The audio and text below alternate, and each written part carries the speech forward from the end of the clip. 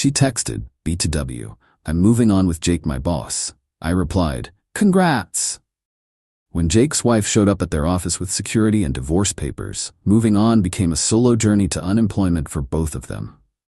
I, 31 male, am watching the most spectacular professional and personal implosion happen in real time, and all I did was forward one screenshot to the right person. 3 weeks ago, my girlfriend Veronica, 29F, of 4 years, sent me a text while I was at work. Not a call, not a face-to-face conversation, a text. "BW, I've been seeing Jake from work. We're in love. I'm moving on with him. Don't make this harder than it needs to be. I'll get my stuff this weekend." BW. She started with BTW, like she was mentioning she picked up milk from the store. Jake Brennan is her boss at the marketing firm where she works. He's 38, married with 2 kids, and constantly posting family photos on LinkedIn, talking about work-life balance and family values. The same Jake who came to our apartment for dinner 6 months ago with his wife Serena. The same Jake who complimented my pasta sauce and talked about taking a couple's vacation together. My response? "Congrats." She immediately started typing. The dots appeared and disappeared multiple times. Finally, "That's it? Congrats?" Me, what else is there to say? You've made your choice. Good luck. I expected you to fight for us. You just told me you're in love with another man. What's there to fight for? This is why we're not working out. You're emotionally unavailable. I screenshot that entire exchange. Seemed important to document. Then I went back to work. Processed invoices, answered emails, ate my sad desk salad. Normal Thursday stuff. That evening, I did something that would later be called vindictive by Veronica and justified by literally everyone else. I looked up Serena Brennan on LinkedIn. Her profile was impressive. MBA from Wharton, founded the marketing firm Jake worked at, grown it from 3 to 50 employees over 8 years. In the About section she'd written, "Proud owner of Brennan Marketing Solutions, dedicated to ethical business practices and transparent communication." Jake wasn't the owner. Jake wasn't even a partner. Jake was an employee at his wife's company, hired 5 years ago as creative director. Veronica had always made it sound like Jake built that company from the ground up. I messaged Serena on LinkedIn. "Hi, Mrs. Brennan. I think there's something you should know about your husband and my girlfriend. I have screenshots if you need them for any proceedings." She responded within an hour. "Please send everything to this email address, and thank you." Update 1. The aftermath was swift and brutal. Serena Brennan doesn't mess around. Monday morning, she walked into her own company with her lawyer and 2 security guards. Jake was in his corner office, the one his wife gave him, having coffee with Veronica, who was supposed to be working on the Peterson campaign. According to my former coworker who still works there, Miles, it went like this. Serena walked in and said, "Jake, you're terminated effective immediately for violation of company policy regarding relationships between supervisors and subordinates. Security will escort you out. Your personal items will be mailed to your parents' address." Jake tried to play dumb. "Honey, what are you talking about?" She dropped a folder on his desk. "Divorce papers and a lawsuit for alienation of affection against your girlfriend here. Oh, and Veronica, you're also terminated for violating company policy. Security." Veronica tried to argue. "You can't fire me for dating someone. I can fire you for dating your direct supervisor, lying about it on multiple occasions, and using company resources to conduct your affair. I have records of your company email exchanges, which were quite graphic. Company property, company emails, my decision." Here's where it gets good. Veronica actually said, "This is wrongful termination. Jake and I are in love." Serena laughed. Actually laughed. "Love? He told me last month he wanted to try for another baby. Was that before or after he was declaring his love to you?" Security escorted them both out. Separately. Jake tried to take his laptop. Security stopped him. "Company property, sir. I have personal files on there. Should have thought of that before using company property for personal affairs." Veronica called me crying that afternoon. "How could you do this to me?" "Do what? Tell the truth. You ruined my life. I lost my job. You ruined your own life. I just informed the interested parties. Jake's wife is suing me. She's crazy. She's protecting her assets. The company is hers. The house is hers. Most of the money is hers. Jake was basically a glorified employee with a fancy title. You knew that? I Googled it.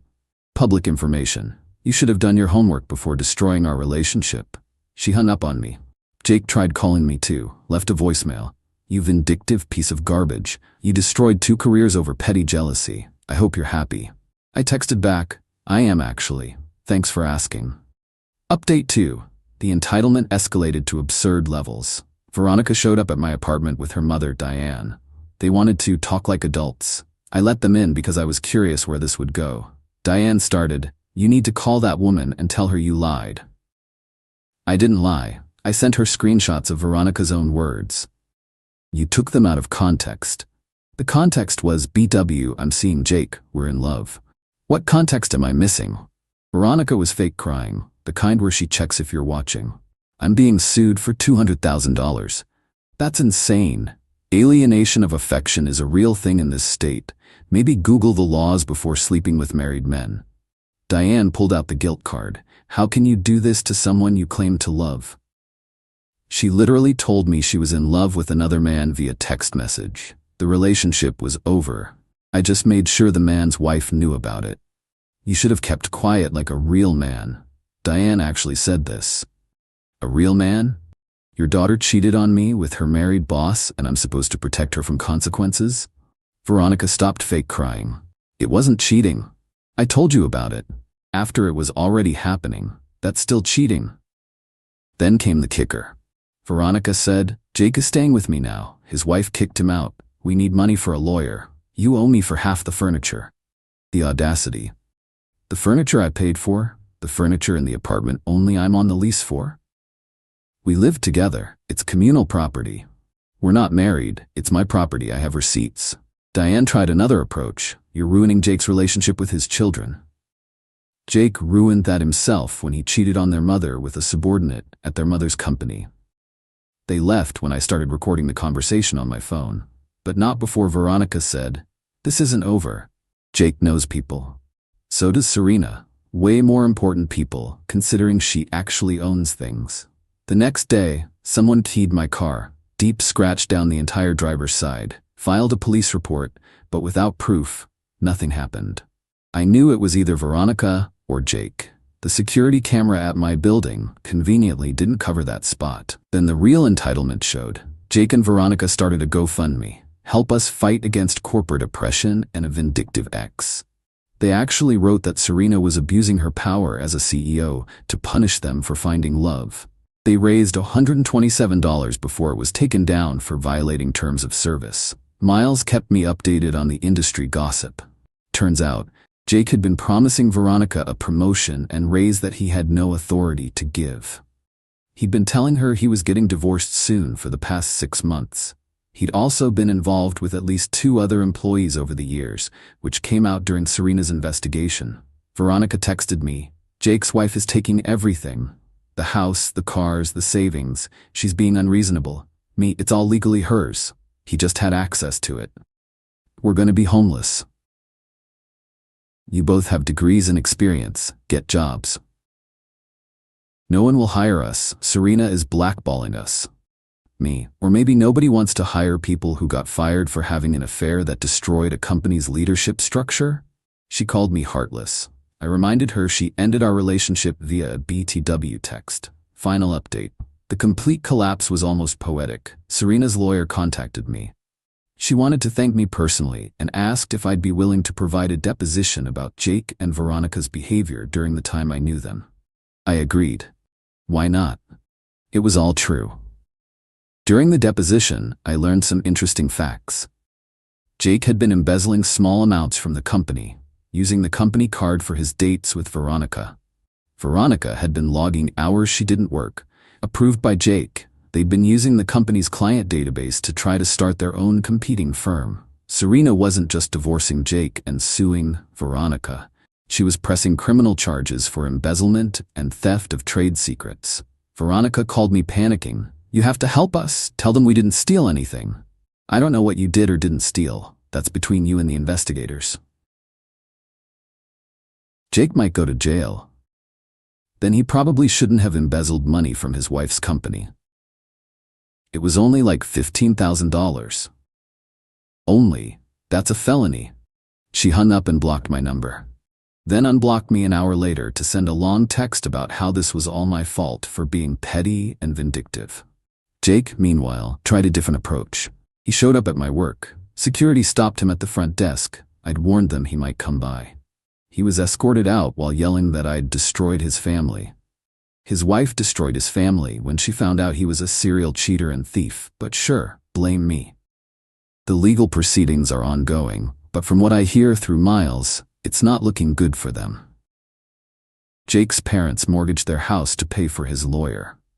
Veronica's mother is representing her. She's a real estate lawyer, not a criminal defense attorney, but they can't afford anyone else. Last week, I saw on social media that Veronica is working at a call center now.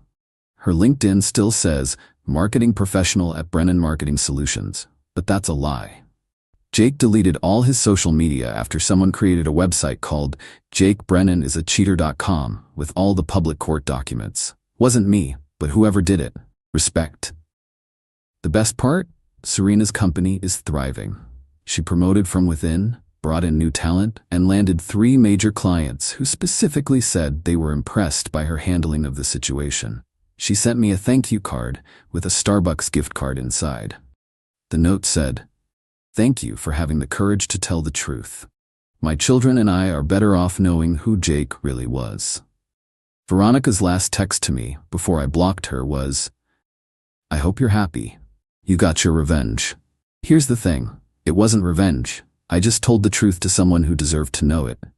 Everything that happened after that was consequences for their own actions. They embezzled money, they violated company policy, they destroyed a family, they tried to steal clients. All I did was send one LinkedIn message with some screenshots. My life? It's actually pretty good. I'm still in my apartment, lease is solely in my name, thankfully.